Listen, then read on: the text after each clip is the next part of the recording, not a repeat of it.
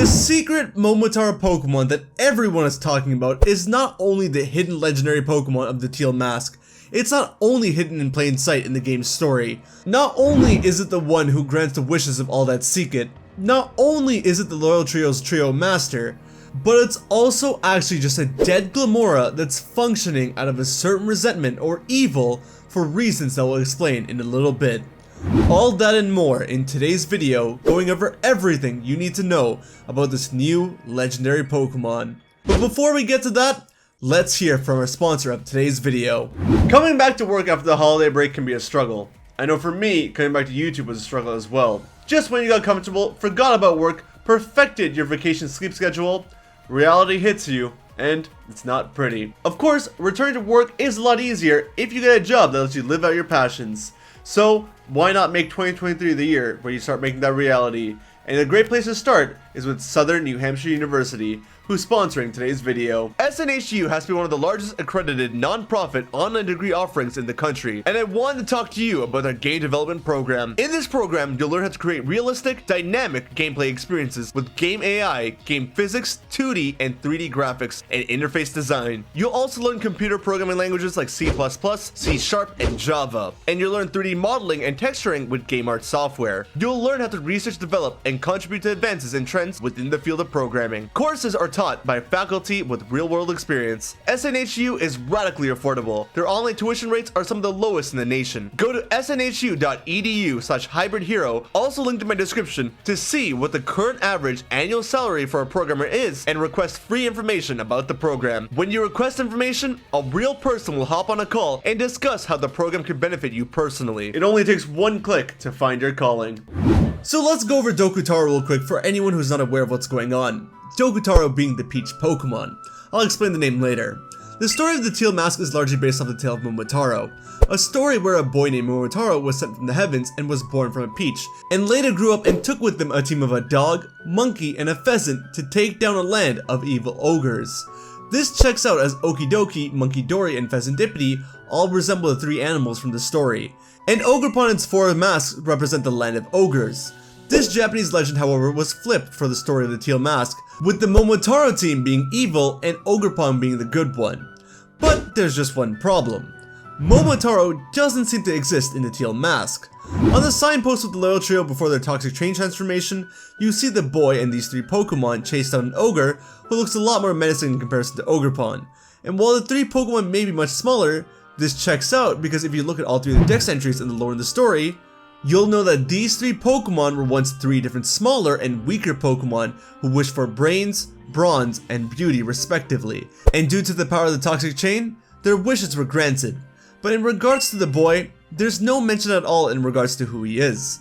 No one mentions him or says anything about him despite recognizing that there is indeed a fourth member of this group. But why? And we know for sure that there's a fourth member in the group, but from what we know, it's not even a human. It's actually a Pokemon. If you take a look at the story that Kieran and Carmen's grandfather narrates, when he mentions that the Loyal Trio is harassing Ogerpon and the human alongside her, it's very hard to tell, but if you look closely, you can see a fourth Pokemon. Can you tell where it is? It's right there above Okidoki. That there is a separate image file. It's another Pokemon that looks to be floating. And sure enough, when you look into the game's files, you see exactly what was used in this cutscene. An image of this Pokemon right here. A Pokemon that looks like a peach, which not only was Momotaro born from a peach, but Momo also means peach. But this Pokemon didn't just appear here. If you were keen enough, you would have seen that this Pokemon appears as a plush or something at Peachy's store. So the villagers must be aware of it, yet we've heard nothing about it. And I'm convinced that they know about it because on the right side of the Teal Mask poster, we see lanterns on one side of multiple different types. And all of these types are related to the Teal Mask in some way. Grass, fire, water, and rock all relate to Ogerpon, while poison, fighting, psychic, and fairy relate to the Loyal Trio. But what about Ghost? Ghost is there, but it's not shown off at all, which is why I think that it's this Peach Pokemon that's going to be a poison and ghost type Pokemon. The name Dokutaro was also data mined from this game, and Doku actually means poison, and Taro is coming from Momotaro. So we know for sure it's a poison type Pokemon. If that wasn't reason enough to think that's a poison type Pokemon, then maybe you can take a look at the toxic chains that the loyal trio are wearing. You'll see that the ends of their chains actually look exactly like the shape of this Dokutaro Pokemon. It fits in perfectly well for all of them, once again alluding to the fact that Dokutaro is in fact the trio master of the loyal trio. Regarding the ghost typing, there's a few things that play out here. The first and most obvious one is that the loyal trio came back to life. Now if you've seen last week's video, you would note that I had this whole idea as to how and why Paradox Pokemon, the loyal trio's resurrection, time machines, and everything else came to be. And I highly recommend you guys check that video out, because I really think I'm onto something there. But in today's video, we're going to be exploring something different. The idea that Dokutaro is actually the wish-granting Pokemon, that Dokutaro was the one to bring the loyal trio back to life. Now, Kayla Caps actually posted on Twitter how she noticed the purple aura coming from Kieran's hand a few weeks ago, and this started a whole bunch of crazy theories and speculation on Twitter. And while I thought it was Kieran's evil intent, she thought it was actually the work of Dokutaro. Now, there are two different avenues to this if I'm understanding correctly. The majority of the internet believes that Dokutaro was around somehow and actually possessed Kieran, and through him, Dokutaro was able to revive the loyal trio, an evil Pokemon who can possess others and carry out its will through them. This also goes along well with Kieran's personality shift in the end of the game, as some people say it's the work of Dokutaro and not actually Kieran. Another part of the internet thinks that Dokutaro is just the wish-granting Pokemon. Kieran had a wish to revive the loyal trio, and through Dokutaro's power, they got revived. I personally want to go with the latter, and it fits well into last week's theory as well. This would also explain how the loyal trio got their toxic chains, as they were all said to have wishes for bronze, beauty, and brains respectively, and Dokutaro would have been the one to give it to them. Regardless of whether it's wishes or possession, the purple smoke near Kieran's hand, which actually comes from the wall and not his hand by the way, as well as the purple light when the loyal trio is revived, makes people think that Dokutaro somehow brought the dead back to life. So that's very fitting for a ghost type Pokemon. The other thing is of course, the talks about seeing dead Pokemon by the Crystal Pool.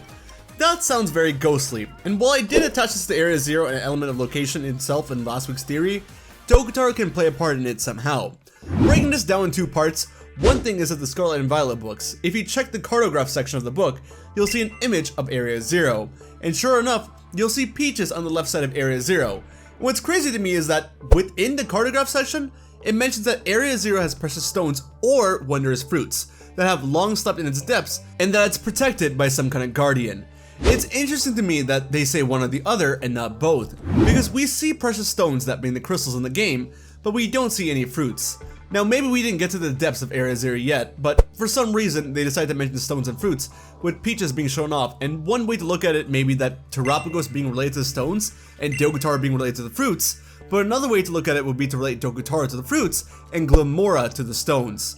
Glamora is really only around in the presence of Area Zero crystals. It's there in the depths of Area Zero as well as near the crystal pool. Its dex entry even mentions how it has some kind of connection to Terra crystals. We also know that Glamora is a rock and poison type Pokemon. An odd typing to have when Dokutaro here is also a poison type Pokemon, and looks similar to it in terms of its eyes and all. Even crazier is that Glamora actually has a very unique ability called Toxic Debris, an ability that scatters toxic spikes on the opponent's side of the field. Quite similar to Toxic Chain, don't you think? In fact, I would say it's the inferior version of Toxic Chain, an ability granted to the loyal trio from Dokutaro presumably. And if that's the case, Dokutaro will probably have the same ability. And if that's the case, what's to say that Dokutaro isn't just a dead Glamora? You see, I'm about to get a little wacky with this theory, but I want you to try and follow what I'm picturing here. Glamora has a connection to Area Zero, that's confirmed. Glimmet is a bud, Glamora is a flower, and by this progression, a fruit would come after the flower. And that fruit is Dokutaro. Is it an evolution of Glamora? No. But maybe similar to how Carbink is related to Diancie. There was a single Glamora, maybe the first Glamora, who has lived long enough to bear fruit to Dokutaro. Or maybe it was a single Glamora to mutate into Dokutaro. I personally think that Glamora has a really long lifespan, being able to only be found in Area Zero, and that there was one Glamora that lived for a ridiculously long time, and it ripened into a peach. Or it bore fruit to Dokutaro, as the peach in Chinese mythology is actually known as the fruit of immortality. Peaches were consumed to extend people's lives, and once in every 3,000 years, this peach of immortality would ripen. 3,000 years in AZ and immortality? I know, we gotta talk about this later in the video. Regardless of what, if you look at Dokutaro as a fruit to Glamora's flower, it in a way can be considered to be dead. A fruit that's no longer part of the flower. A ghost type Pokemon. I personally think that the Guardian that this Area Zero cartograph page is mentioning is also a page on Dokutaro and not Terapagos as the Guardian. It's possible that for whatever reason, Dokutaro is just trying to keep all of Area Zero, including the crystals and shards inside Area Zero, away from the rest of the world, which is maybe why it tried to send the Loyal Trio to revive the 4 masks from Ogerpon. If Glimmora is so related to Terra Crystals, then in a way, as the fruit of the flowers, as the guardian of these Pokemon crystals, it has to save and preserve these crystals, as they might just be a part of Glimmora, or maybe even straight up be Glimmora themselves. With that being said, if Glimmora has this much of a tie-in with the crystal pool in Area Zero, it's also possible that it's not the crystals themselves that are showing dead people in Pokemon, it's more so Dokutaro's influence as a ghost form of Glimmora or the crystals. It may be a more omnipotent Pokemon that's residing at Area Zero that can function through the crystals, but this is really hard to say honestly. I really don't think that's the case, but I did want to mention it as a possibility.